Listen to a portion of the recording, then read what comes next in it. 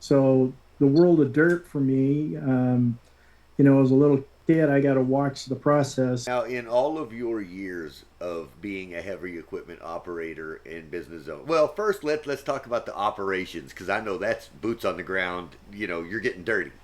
Uh, can you tell me one or two of your most memorable moments, whether they be haphazard, whether they be a job well done, whether they be somebody getting something cut off, whatever it is that you've got? I know that in the time that you've been, perfecting your craft, that you have witnessed and been a part of some amazing stories, and I'd love to hear one or two.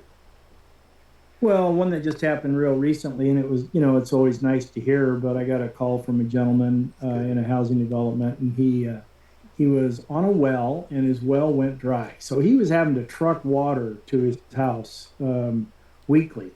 And you Sure. can imagine what that must be like. But he decided he was going to go ahead and bite the bullet and hook into the public water system. So he called me up and said, "Hey, I got your name from another gentleman, and he says you're the best contractor that worked on his project." You love to hear stuff like that.